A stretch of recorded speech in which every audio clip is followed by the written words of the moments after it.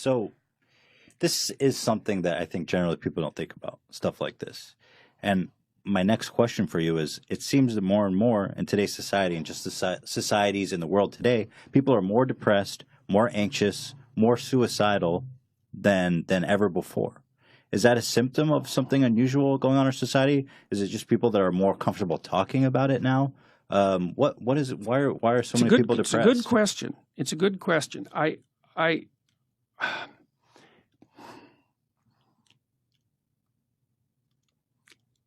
I think at least part of it is the complexity of our society. It isn't certain how the future is going to lay itself out, and it isn't certain that what you knew in the past is going to be sufficient for you to move forward into the future. So there's lots of opportunity, but it's very complex. And it's not easy to keep up in our world. You know, like if you look around the world, you might think, well, the happiest people are those where the standard of living is the highest. That's actually not the case. Right. And you think, okay, but why wouldn't that be the case? It's like, what do you want? Malaria and death at 40? Obviously not. But then you think, okay, what's the price you pay for a high standard of living? Well, that's easy. You virtually always sacrifice the present for the future. You're always working. I mean, you guys, you're fairly influential and you've got this good thing going, but like it could crash at a moment's notice. You better keep your eye on it. And every day you're thinking, okay, this has to be done and this has to be done and this has to be done. And it pays off. I mean, you have a nice studio and I would presume a reasonably comfortable life, but it's not like you're not running on a treadmill to keep that going. And so that's security and it's health, but it isn't necessarily happiness, and it's certainly not necessarily freedom from anxiety. Sure. And I would say most people in the modern world, weirdly enough, have far too much to do. You know, 2 career families and a couple of kids. It's like, man, you're done. That's 60 hours a week of flat out work. Yeah. So, and that can be too much. And then I also think, because our society is philosophically unstable, and that's sort of reflected in this polarization, is that people are doubtful about whether their lives have any meaning, for example. You know, well, why bother? What's the use of it? Who cares? It's like, what difference is it going to make in a million years, you know? And life is hard, and if you just have a nihilistic viewpoint, then it's easy to be swamped by doubts and existential angst and all of that. And like, I think that's a mistake, because I think that your life can be very meaningful.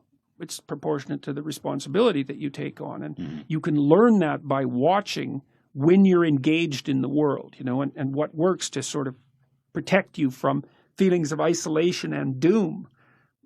You know, and a lot of the lectures I have on YouTube are about exactly that. So I think part of it is the complexity of the modern world. Yeah. I also can't shake the sneaking suspicion that it has something to do with our diet. Really? Well, you know, I saw this. We know that obesity is like skyrocketed. Yeah. Okay. So, and probably the reason for that, it's not exactly certain.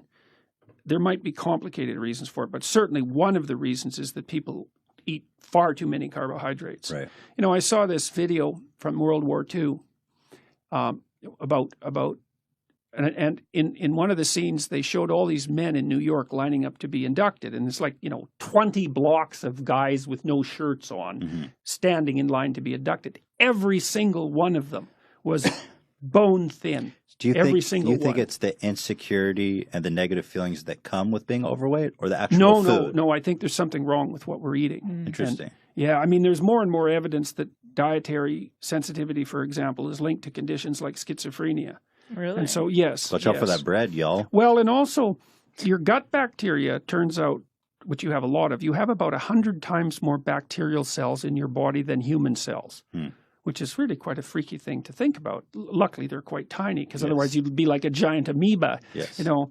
But the gut biome produces a lot of neurochemicals. And so it does play an integral role in the regulation of your mood, which is also a very strange thing. I've been following that, just how bacteria is starting to play more in human health, like probiotics and stuff like this can regulate your mood. That's so freaky. Yeah, it is. That's for sure. Yeah. Well, and you know, one possibility is that Well, let's say you eat a lot of carbohydrates and sugar. Okay, so what happens is that you grow bacteria in your gut that really like carbohydrates and sugar. Right. Well, so then you think, well, I'm always having cravings for carbohydrates and sugar. It's like you're having the cravings, you think. Well, maybe not. Maybe what's happened is that, through a Darwinian process, you've encouraged the growth of bacteria that really like sugar and carbohydrates. And you think that same bacteria is messing with people's mood? Maybe. Yes, and it's also messing with their cravings. That's. I mean, we're really walking oceans, like we're big creatures. Yeah. I mean, we're not big compared to like a Douglas fir or the sun, but we're pretty big creatures, and we are liquid. Most of us is liquid, and if you saturate yourself with carbohydrates and sugar, then you are invaded by the bacteria that live on those things, and so that's not necessarily so good for you.